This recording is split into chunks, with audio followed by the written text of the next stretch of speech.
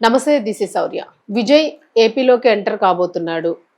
TVK పార్టీ అధినేత. So ఇది వినిపిస్తుంది. అసలు విజయ్‌కి, ఏపీకి సంబంధం ఏంటి? అసలు జగన్‌కి, విజయ్‌కి సంబంధం ఏంటి? వీళ్ళేమైనా చిన్ననాటి స్నేహితులా? లేకపోతే ఇంకేవైనా సత్సంబంధాలు ఉన్నాయా వీళ్ళిద్దరి మధ్య గూడాను?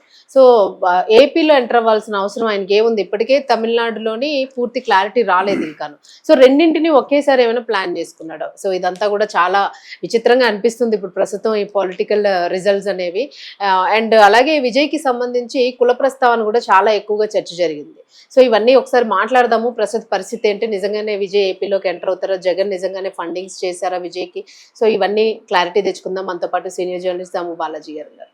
సార్ నమస్తే సార్. నమస్తే సార్, విజయ్ చుట్టూ ఎన్ని రకాల తిరుగుతున్నాయంటే టాపిక్స్. ఒకటి ఫ్యామిలీ, ఒకటి కులము, ఒకటి మతము, ఒకటి ఇప్పుడేమో ఏపీలోకి ఎంటర్ అవబోతున్నాడని అంటూ ఉన్నారు. సో ఏమనుకోవచ్చు అసలు నిజంగానే జగన్ సపోర్ట్ ఏమైనా విజయ్కి ఉందని అనుకోవచ్చు అంటారా? ఇప్పుడు విజయ్ ఏపీలో ఎంటర్ అవబోతున్నాడని, దీనివల్ల జగన్కి నష్టమని ఒక వాదన ఉంటే, లేదు అసలు జగన్తో కలిసే విజయ్ రంగంలో దిగబోతున్నాడు కాబట్టి దీనివల్ల ఎన్డీఏ కూటమికే నష్టం. ముఖ్యంగా పవన్ కళ్యాణ్కి పెద్ద దెబ్బ. కంపేర్ చేస్తారు విజయ్ని పవన్ కళ్యాణ్ని. విజయ్ చూడు పార్టీ పెట్టి అధికారంలోకి వచ్చాడు 2 ఏళ్ల లోపలే. పవన్ 2008 నుంచి వాళ్ళ అన్నతో రాజకీయాల్లో ఉన్నాడు. 2014 నుంచి జనసేన పార్టీ పెట్టాడు. దాదాపు 2014 అంటే ఇప్పుడు 2026. సో ఇన్నేళ్ల పాటు ఉన్నా కూడా ఆయన ఇప్పుడు కూడా ఆయనకు అధికారం అనేది ఇంట్రెస్ట్ లేదు. ఇప్పుడు కూడా 15 ఏళ్ళ కూటమిలోనే ఉంటాను అంటున్నాడు తప్ప నేను సీఎం కావాలి అనేది లేదు ఆయనకి. స్వతంత్రంగా ఆయన రంగంలో దిగే పరిస్థితి లేదు. ఉంటే ఇప్పుడు అక్కడ ఎట్లాగైతే డిఎంకేని కాదని టీవీకేని తీసుకొచ్చారు, అలాగా జనసేనని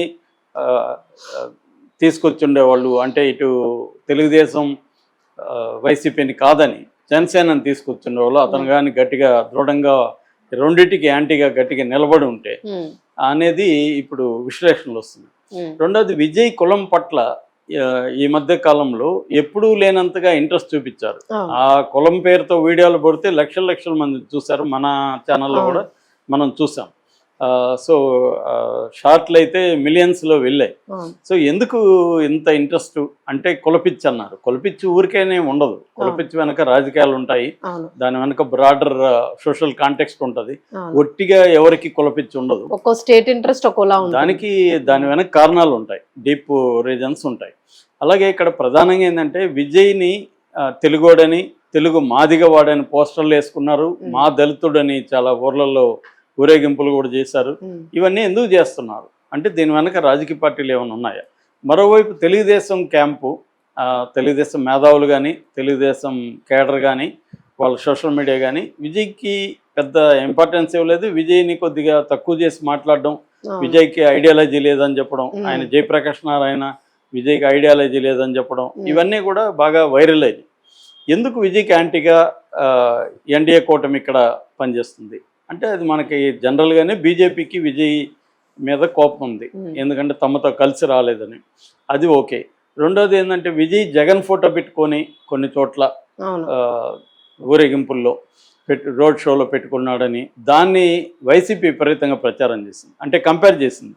చంద్రబాబు ప్రచారం చేసిన చోటంతా కూడా ఏఐడిఎంకేలు ఓడిపోయారు, విజయ్ జగన్ ఫోటో పెట్టుకున్న చోటంతా గెలిచారు అన్న యాంగిల్లో వీళ్ళు ఇచ్చేశారు. రెండోది ఏంటంటే, జగన్కున్న సోషల్ బేసు, విజయ్కున్న సోషల్ బేస్ ఒకటే. ఎందుకంటే జగన్ క్రిస్టియను, విజయ్ క్రిస్టియను. జగన్కి దళిత క్రిస్టియన్స్లో బలమైన పట్టు ఉంది. అక్కడ కూడా దళిత క్రిస్టియన్స్ విజయ్కి చాలా స్ట్రాంగ్గా ఉన్నారు. సో ఇద్దరి సోషల్ బేస్ ఒకటే. అట్లాగే రోజా మామూలుగా అయితే తెలుగుదేశం వాళ్ళు రోజాని ఈమె డిఎంకేకి సపోర్ట్ చేసింది, ఐరన్ లెగ్ ఓడిపోయారని చెప్పారు. కానీ ఆమె వీడియోలు కూడా వాళ్ళు బయట పెట్టారు. ఆమె విజయ్కి సపోర్ట్ చేస్తున్న వీడియోల్ని వాటిని తీసుకొచ్చారు. రోజా కూడా స్వయంగా వచ్చి నేను విజయ్కి చేశాను, విజయ్ జగన్ని చేశాడు, యాక్చువల్గా విజయ్ నన్ను కూడా రమ్మన్నాడు పార్టీలోకి, నేను జగన్కి ద్రోహం చేయను ఏదో ఆమె చెప్పింది. సో ఇలాగా విజయ్ జగన్ అన్న పెళ్లికి ఇద్దరు కలిసినారు. ఆ వీడియో అవి కూడా బయటకు వచ్చాయి. ఇలాగా ఏమైందంటే, ఇప్పుడు విజయ్ కూడా ఓన్లీ తమిళనాడుకే ఇది కాకుండా, ఎందుకంటే విజయ్కి ఏంటంటే ప్రధానమైన శత్రువు బీజేపీ, స్టాలిన్ కాదు. ఎందుకు? నేషనల్ లెవెల్లో అధికారంలో ఉంటుంది కాబట్టి రాష్ట్రంలో ఇబ్బందులు పెడుతుంది ఖచ్చితంగా. అందుకని విజయ్కి ఒక లార్జర్ సపోర్ట్ సిస్టమ్ కావాలి. ఇప్పటి వరకు పొలిటికల్గా లార్జర్ సిస్టంలో లేడు విజయ్. ఒక రీజనల్ పార్టీలో ఒక చిన్నగా స్టార్ట్ అయ్యాడు. కానీ ఇది సరిపోదు. నెక్స్ట్ లెవెల్కి వెళ్ళాలంటే విజయ్ ఖచ్చితంగా ఒక లార్జర్ వింగ్ కావాలి. అందుకనే కాంగ్రెస్ని ఎందుకు విజయ్ అందరికంటే ముందు కాంగ్రెస్ని మద్దతు అడిగాడు విజయ్. అక్కడ ఉన్న 5 సీట్లే అయినా ఎందుకు అడిగాడు కాంగ్రెస్ అంటే, కాంగ్రెస్ నేషనల్ పార్టీ, కాంగ్రెస్ లాంటి సపోర్ట్ ఉంటే ఏదైనా జరిగితే నేషనల్ లెవెల్లో విజయ్కి మద్దతు వస్తుంది. కాంగ్రెస్ కూడా ఏం ఆలోచిస్తుంది, ఇప్పటివరకు కాంగ్రెస్కి విజయ్ లాంటి ఒక కరిస్మాటిక్ లీడర్ లేడు. రేపు కాంగ్రెస్ క్యాంపులకి విజయ్ వస్తే వాళ్ళకి ముఖ్యంగా సౌత్ ఇండియాలో 4 రాష్ట్రాల్లో ఎట్లాగైతే బీజేపీ పవన్ కళ్యాణ్ని 4 రాష్ట్రాల్లో వాడుకుందాం అనుకుంటుందో అట్లాగే విజయ్ని వాళ్ళు కూడా వాడుకునే అవకాశం ఉంది. ఎందుకంటే విజయ్కి తెలుగులో ఆల్రెడీ క్రేజ్ పెరిగింది. ఇప్పుడు మళ్ళీ అంతకుముందు కూడా సినిమాలు, విజయ్ సినిమాలు ఇక్కడ బాగానే ఆడుతున్నాయి. అట్లాగే కన్నడలో కూడా తమిళియన్ పాపులేషన్ బలంగానే ఉంది. కర్ణాటకలో, అటు కేరళలో కూడా విజయ్ పాపులరు, పాండిచ్చేరిలో కూడా బాగానే అయితే ఉంది. ఈ మధ్యకాలంలో హిందీ సినిమాలు కూడా, హిందీలో కూడా విజయ్ సినిమాలు కొంతగా తెలుసు విజయ్ అంటే బాగానే. సో ఈ రకంగా విజయ్ని నేషనల్ లెవెల్లో ముఖ్యంగా సౌత్ ఇండియాలో వాడుకుందాం అనేది కాంగ్రెస్ ప్లాన్. సో అందుకనే అందరికంటే ముందు కాంగ్రెస్ డిక్లేర్ చేసింది. నిజానికి వాళ్ళు సైలెంట్గా ఉండొచ్చు, 5 కదా వాళ్ళ వల్ల ఏం తెగదు. అయినా వాళ్ళు ఎందుకు ముందే కూసింది, తొందరపడని కోడి కూసిందంటే ఇవన్నీ వాళ్ళకి ఉన్నాయి. అంటే ఇప్పుడు మనం విజయ్కి సపోర్ట్ చేసి విజయ్ గవర్నమెంట్ ఫామ్ కాకపోతే ఎక్కడ మళ్ళీ రీఎలక్షన్కి వెళితే ప్రాబ్లము అనేది వాళ్ళు కాంగ్రెస్ వాళ్ళు డిఎంకే వైపు ఉన్నా కూడా ఇటు వచ్చేసారు. డిఎంకే ఒకవేళ కోపం వస్తుంది అనుకున్నా కూడా వాళ్ళు ఇటు రావడానికి ప్రధాన కారణం ఇదనమాట. అందుకని ఖచ్చితంగా విజయ్ కనీసం బార్డర్ ఏరియాలో, ఇప్పుడు ఆంధ్రప్రదేశ్కి తమిళనాడుకి అనేక పెద్ద బార్డర్ ఉంది. మా నగిరి నియోజకవర్గం, సత్యవేడు, తడ, ఇటు నగిరి, తర్వాత పుత్తూరు, చంద్రబాబు, కుప్పం, ఇవన్నీ ఉన్నాయి. చాలా పెద్ద బెల్టే ఉంది. ఇవన్నీ చేసినా కూడా విజయ్ ఇన్ఫ్లుయెన్స్, ఎందుకంటే అక్కడ మా ఏరియా అంతా కూడా సగం, మా ఊర్లో కూడా సగం తమిళ్ పాపులేషన్ ఉంటుంది. తమిళ్ అనేది కామన్ లాంగ్వేజ్. సో దాని ఇన్ఫ్లుయెన్స్ చేసినా కూడా ఆంధ్రప్రదేశ్లో పెద్ద తేడా వస్తుంది. అంటే రాయలసీమలో ముఖ్యంగా చాలా తేడా కొట్టే అవకాశం ఉంది. అలాగే నెల్లూరు జిల్లాలో కూడా. సో ఇది జరిగితే ఎవరికి లాభం, ఎవరికి లాభం అనేది ఇప్పుడు డిస్కషన్. అందుకే విజయ్ కులం ఏంటి, దీన్ని మనం ఎలా వాడుకోవచ్చు అన్న యాంగిల్లో విజయ్ కులం మీద ఫోకస్ పెరిగింది. సో ఒక వెర్షన్ ఏంటంటే జగన్కి దెబ్బని, ఎందుకంటే Jagan social base, Vijay social base ఒకటే కాబట్టి జగన్ సోషల్ బేస్ని దెబ్బ కొట్టడానికి విజయ్ ఉపయోగపడతాడని. అది కరెక్టే. కానీ అది ఎప్పుడు విజయ్ జగన్కి యాంటీ అయితే, కానీ జగన్కి యాంటీ అవుతాడా విజయ్ అనేది. అంటే ఒక వెర్షన్ ఏమంటారంటే కాంగ్రెస్తో విజయ్ కలిశాడు కాబట్టి ఇక్కడ కూడా కాంగ్రెస్ తరపునే షర్మిలాతో కలిసి ఇక్కడ విజయ్ రంగంలోకి దిగుతాడని. అది కానీ జరిగితే జగన్కి ఇబ్బంది ఖచ్చితంగా. అయితే ఏ స్థాయి ఇబ్బంది చెప్పలేం, కానీ ఎంతో కొంత ఇబ్బంది అయితే జరిగే అవకాశం ఉంది. ఎందుకంటే దళిత్స్ అంతా జగన్ విజయ్ని ఓన్ చేసుకుని, ముఖ్యంగా మాదిగా కులం. కాకపోతే మాదిగా అంటే దళిత్ క్రిస్టియన్స్ ఎక్కువ జగన్ వైపు ఉన్నారు. అందుకనే దళిత్ క్రిస్టియన్స్ యాంటీగా రఘురామకృష్ణరాజు ఇప్పుడు రంగంలో దిగాడు. దళిత్ క్రిస్టియన్స్ అని దెబ్బ కొట్టడమే ఆయన లక్ష్యంగా బయలుదేరాడు.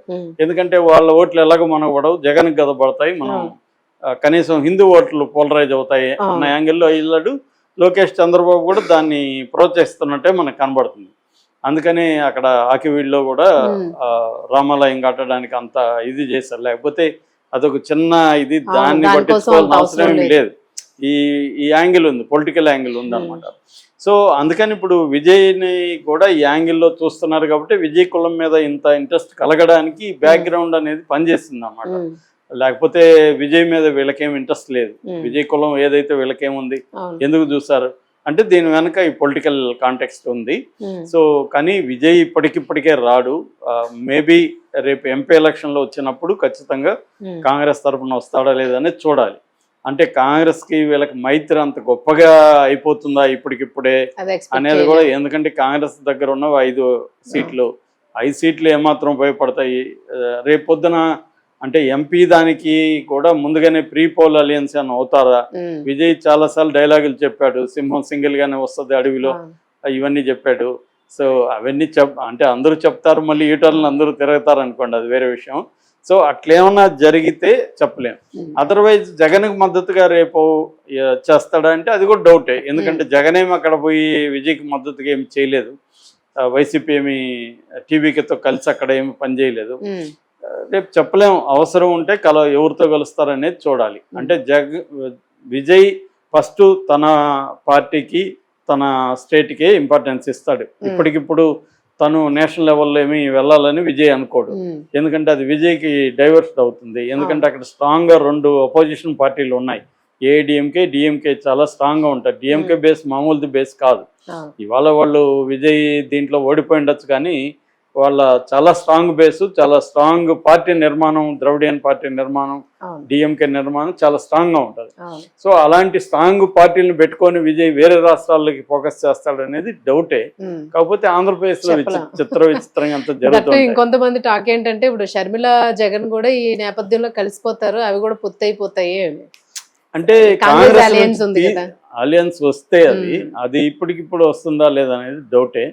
అంటే జగన్ కాంగ్రెస్ తో కలిసే పరిస్థితి లేదు. జగన్ బీజేపీకి యాంటీగా అవ్వడం అనేది నాకు తెలిసి కల్లా అది. అంటే ఒకవేళ రేపు చంద్రబాబుకి బీజేపీకి గొడవలు వచ్చి చంద్రబాబుని పక్కన పెట్టి బీజేపీ బయటకు వెళ్ళి అట్లేమన్నా జరిగితే చంద్రబాబు కాంగ్రెస్ తో కలుస్తాడు తప్ప జగన్ వెళ్ళి కాంగ్రెస్ తో కలవడం అనేది నాకు తెలిసి జరిగే పని కాదు. Thank you sir.